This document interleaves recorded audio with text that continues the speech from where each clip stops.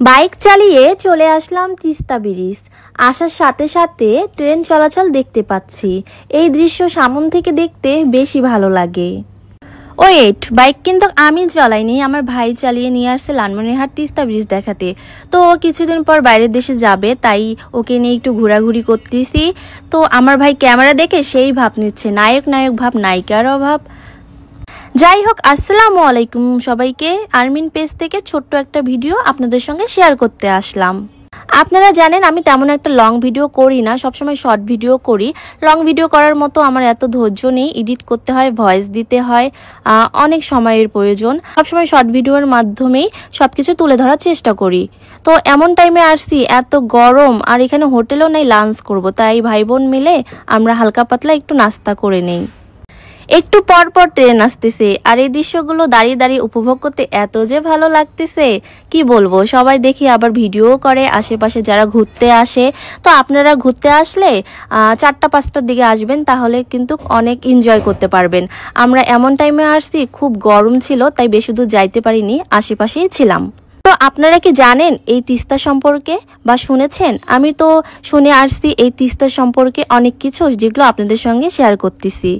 আমি এই তিস্তা সম্পর্কে আমার আব্বুর মুখে অনেকবার শুনেছি।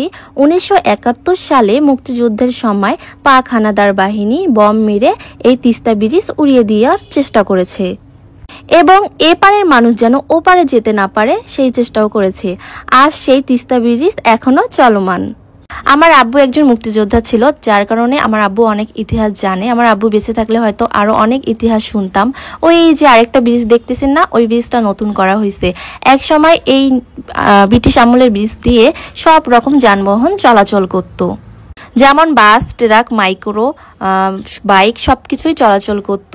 কিন্তু ঝুঁকিপূর্ণ হওয়ার কারণে ওই নতুন ব্রিজটা তৈরি করা হয়েছে, আর এখান দিয়ে শুধু ট্রেন চলাচল করে এখন। আমার বাসা যেহেতু লালমনিরহাট আর আমার নানু বাসা রংপুরে, তাই আমি ছোটবেলা থেকে এই রাস্তা দিয়ে যাতায়াত করি। তাই আমি নিজেই দেখেছি, যখন ট্রেন যেত তখন অনেক জ্যাম লেগে থাকতো এই রাস্তায়। বাস, ট্রাক, মাইক্রো সবকিছু জ্যাম লেগে থাকতো। এখন নতুন ব্রিজ হওয়ার কারণে এগুলো ভোগান্তি আর আমাদের নেই। যখন নদীতে পানি শুকিয়ে যায় তখন এখানকার মানুষ আবাদ শিবাদ করে, যখন যেটা সিজন আসে তখন সেটা করে। একদিক দিয়ে যাদের বাড়ি ভিটা জমি নেই তাদের জন্য খুব উপকার হয়, আর যখন নদীতে পানি থাকে তখন তারা মাছ ধরে, আর তখন আরো বেশি ভালো লাগে তিস্তার পাড় থেকে নদী দেখতে। তো যাই হোক, আজকে ভিডিও এই পর্যন্ত। এখন আমরা বাড়ি ফিরবো, আর ভিডিওটা বড় করলাম না। সবাই ভালো থাকবেন, এখন বাড়ি ফেরার পালা। আর আমার ভাই এত জোরে বাইক চালায়, কোনো রকম জানটা নিয়ে বাড়ি ফিরি। সবাই ভালো থাকেন, আল্লাহ হাফেজ।